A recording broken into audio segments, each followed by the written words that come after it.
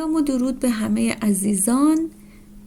اولین شاه شاهنامه تخت نداره. این تصویر شاهی رو توی کوه تعریف میکنه، نه توی قصر. فقط نگاه کن. قبل از اینکه قصه رو بخوام بگم، این بار میخوام از همون اول با خود تصویر شروع کنیم، چون اینجا متن و تصویر با هم یک جهان رو ساختن و اگر جزئیات رو درست ببینیم قصه خودش باز میشه.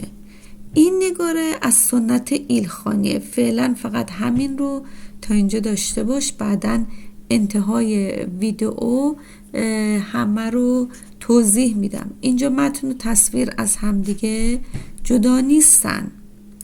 ببین چجوری فردوسی در واقع ادامه میده. میگه کیومرث شد بر جهان کد خدای، نخستین به کوه اندرون ساخت جای.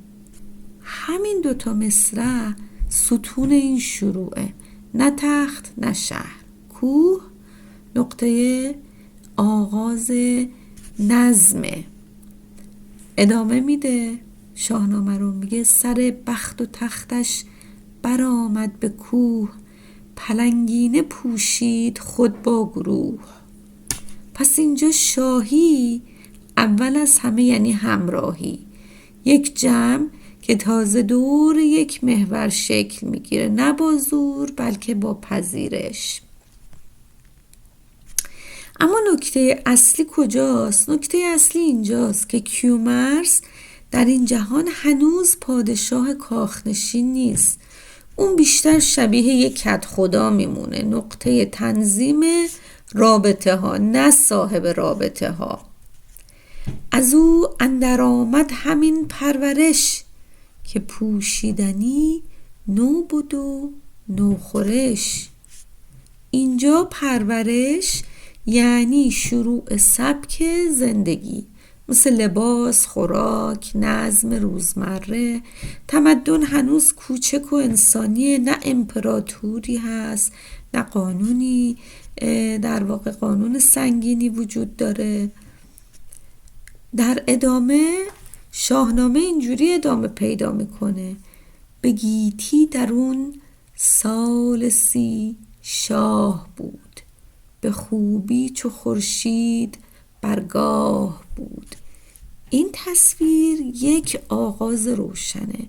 از اینجا به بعد میرسیم به سمت لحظه‌ای که نظم بی سلطه اولین بار با رشک روبرو میشه. از اینجا به بعد میریم سمت همون اتفاقی که آخر ویدیوی قبلی گفتیم، یعنی جایی که نظم وارد یه مرحله تازه میشه. در واقع این جهان پیش از تعارضه. قبلش یه بار این نظم تازه رو توی تصویر دیگه ببینیم. فردوسی میگه این نظم فقط بین آدم ها نموند، چیزی از کیومرث میتابید که جهان رو آروم میکرد. گوش کن. همی تافت زو فر شاهنشهی، چو ماه 2 هفته ز سرو سهی. خب ممکنه اینجا این پرسش پیش بیاد که فرح یعنی چی؟ فرح زور نیست. فرح یک مشروعیت نادیدنیه، نیرویی که باعث میشه دیگران بی اجبار دور یک مرکز جمع بشن. برای همین واکنش جهان واکنش ترس نیست، آرامشه. اینجا چی میگه؟ میگه دد و دام و هر جانور کش بدید، ز گیتی به نزدیک او آرمید. خب حالا اگر میخوایم معنی فرح رو بیشتر بدونی یا اینکه میدونی نظرت با من متفاوته، حتما برا من کامنت کن، یا اینکه فقط اگه دوست داری این نگاره ها رو دونه دونه با هم بخونیم با من همراه شو. فقط توی کامنت برا من بنویس نور یا حق، فرح رو کدوم میبینی. بریم ادامه. و این هم از همین جا زاییده میشه. گوش کن. به رسم نماز آمدندیش پیش، وزو برگرفتند آیین خویش. یعنی در واقع کسی مجبور نمیشه، آدم ها نگاه میکنن، میبینن و راه رو انتخاب میکنند. اما قصه فقط قصه نظم نیست، قصه پیونده. گوش کن.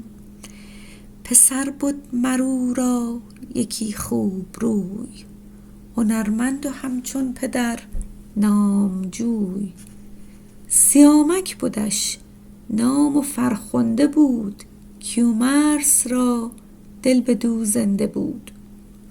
اینجا کیومرث فقط یه شاه نیست، اینجا دیگه پدره و همین مهر ترس از دست دادن رو وارد قصه میکنه. نگاره که دیدیم متعلق به دوره صفوی بود که بعداً دقیق تر معرفیش میکنم. توی اینجا سیامک رو میبینیم که کنار کیومرث نزدیکشه، انگار در گفتگو یا آموزش از پدر هست. فردوسی همینجا محکم اسمش رو میاره. سیامک بودش نام و فرخنده بود، کیومرث را دل بدو زنده بود. یعنی کیومرث فقط شاه نیست، پدره و همین مهر پدرانه وقتی جهان تیره میشه درد رو چند برابر میکنه. حالا توی نگاره که داریم الان میبینیم که کار لاهور هست سنه 1131 قمری، باز این رو هم حتما مفصل توضیح میدم. اینجا دقیقاً لحظه ضربه هست. تو اینجا سیامک رو میبینید که افتاده و حالا اون دیوها رو هم میبینیم که دارن نگاه میکنن و به صورت تیمی بالا سر سیامک هستند و حالا اون دیو سیاه هم نیزه‌ای دستش و انگار در حال دریدن سیامک هست. ببینیم فردوسی اینجا رو چی میگه. اینجایی که قصه النظم میرسه به داغ، فردوسی اینجوری توصیف میکنه: به جانش پر از مهر گریان بودی، ز بیم جداییش بریان بودی. قصه هنوز روشنه اما سایه شوم آروم آروم داره نزدیک میشه. فردوسی صریح میگه در این جهان دشمنی از درون بر نخواست. سیامک فقط یک شاهزاده نیست، نشانه ادامه این نظم تازه است و دقیقاً همین چشم اهریمن رو میگیره. فردوسی میگه تا اینجا جهان دشمنی نداشت، اما شر از بیرون این آرامش سربلند میکنه، از رشک. اهریمن که تاب این نظم رو نداره، پسر جنگاورش رو جلو میفرسته با سپاهی که خیال تخت و فرماندهی داره. کیومرث هم که هنوز بیخبره، اما وقتی خبر به سیامک میرسه، سیامک نمیتونه صبر بکنه. اون با همون امکانات آغازین میره به میدان، نه جوشن داره نه زره داره، نه این جنگ به قول معروف مجهزه. تنها چیزی که سیامک داره لباسیه که از پوست پلنگ دوخته و اون رو میپوشه و میره به جنگ دیو و همینجا تراژدی شکل میگیره. جنگی نابرابر میان انسانی که تازه نظم رو میسازه و نیرویی که با آرامش دشمنه. مرگ سیامک هم فقط یک مرگ نیست، اولین شکستن این روشنایی هست. فردوسی ببینید چقدر زیبا میگه: به گیتی نبودش کسی دشمنا، مگر بدکنش ریمنا هرمنا. برشکندر آهرمن بدسگال، همی رای زد تا ببالید بال. یکی بچه بودش چو گرگ سترگ، دلاور شده با سپاه بزرگ. دیو سپاه جمع میکنه، دنبال تخت و دیهیمه. سپه کرد و نزدیک او راه جست، همی تخت و دیهیم کی شاه جست. همی گفت با هر کسی رای خویش، جهان کرد یک سر پرآوای خویش. کیومرث هم که هنوز بی خبره تا سروش میاد چی میگه؟ یکایک بیامد خجسته سروش، به سان پری پلنگین پوش. بگفتش ورا زین سخن در به در، که دشمن چه سازد همی با پدر. وقتی خبر به سیامک میرسه خونش میجوشه. میگه چی؟ سخن چون به گوش سیامک رسید، ز کردار بدخواه دیو پلید. دل شاه بچه برآمد به جوش، سپاه انجمن کرد و بگشاد گوش. و چون زره و جوشن نیست، با چرم پلنگینه میره به جنگ. بپوشید تن را به چرم پلنگ، که جوشن نبود و نه آیین جنگ. دو سپاه روبرو میشن و توی تصویرم اتفاقا همین روبرو شدن رو میبینیم. تن به تن سیامک بیامد برهنه تنا، برآویخت با پور آهرمنا. اینجا دقیقاً روی همین صحنه رو نگاه کن، ضربه رو ببین. بزد چنگ وارونه دیو سیاه، دوتا اندر آورد بالای شاه. فکند آن تن شاهزاده به خاک، به چنگال کردش کمرگاه چاک. و اینجا اسم قاتل رو درست واضح بگو. سیامک به دست خروزان دیو، تبه گشت و ماند انجمن بی خدیو. تو یه جاهایی خروزان دیو گفته شده، تو بعضی نسخ هم خروزان دیو گفته شده و در برخی جاها هم خزوران دیو گفته شده. حالا شما برای من کامنت کن به نظر شما کدوم در واقع تلفظ درست‌تر میاد. حالا در ادامه چه اتفاقی رخ میده؟ میگه چو آگه شد از مرگ فرزند شاه، ز تیمار گیتی برو شد سیاه. فرود آمد از تخت ویل کنان، زنان بر سر و موی و رخ را کنان. دو دیده پر از نم چو ابر بهار. سوگ فقط مال آدم ها نیست، تو اینجا طبیعت هم میاد همراه کیومرث میشه. گوش کن. دد و مرغ و نخچیر گشته گروه، برفتند ویله کنان سوی کوه. نشستند سالی چنین سوگوار، و بعد از یک روزگار پیام میاد به کیومرث که چی؟ پیام آمد از داور کردگار، درود آوریدش خجسته سروش.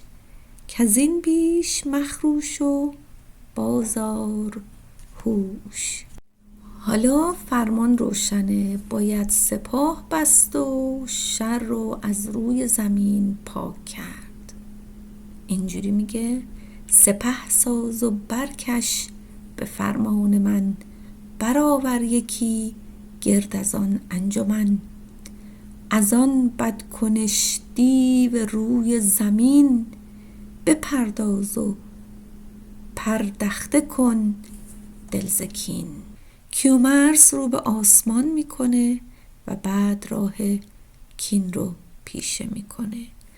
خب دوستان عزیز، قسمت بعد میریم سراغ کینخواهی هوشنگ و پایان داستان خروزان دیو که ما حتما روی همین نگاره رشیدا اون رو توضیح میدم. اگر دلت میخواد که داستان رو گوش کنی حتما با من باش. توضیح مختصر هم دوست دارم اضافه بکنم. دلیل انتخاب این نگاره هام بر اساس یعنی فراخور متن شاهنامه بود. قطعا تصاویر بهتری هم هست که من حالا شاید در یک ویدیوی جداگانه این نگاره ها رو بخوام معرفی کنم. دوست دارم نظر شما رو هم بدونم که بتونیم با هم یک کار بهتری رو ارائه بدیم. اطلاعات نگاره ها رو داشته باشیم. نگاره اول کیومرث بر تخت در کوهستان رو نشون میده از شاهنامه بزرگ ایلخانی، اوایل قرن 14 میلادی، از مجموعه موزه ملی هنر آسیایی اسمیتسونیان. اثر دوم دربار کیومرث رو نشون میده، متعلق به دوره صفوی هست، قرن 10 هجری یا 16 میلادی، از مجموعه والترز بالتیمور امریکاست. سومین اثر در واقع صفحه اصلی یا کشته شدن سیامک به دست خروزان دیو رو نشون میده که احتمالاً در لاهور سال 1134 هجری قمری هستش و به مجموعه کتابخونه دانشگاه هاروارد تعلق داره. و آخرین نگاره هم در واقع کینخواهی هوشنگ برای پدرش سیامک هست که برگی از شاهنامه رشیداست، متعلق به مکتب اصفهان دوره صفوی و از مجموعه در واقع کتابخانه نسخ خطی کاخ گلستان هست که انشالله در قسمت بعد ما این نگاره رو خواهیم داشت. همه شما رو به خدای خوب و مهربون می سپارم. لایک و کامنت یادتون نره. خدا نگهدار.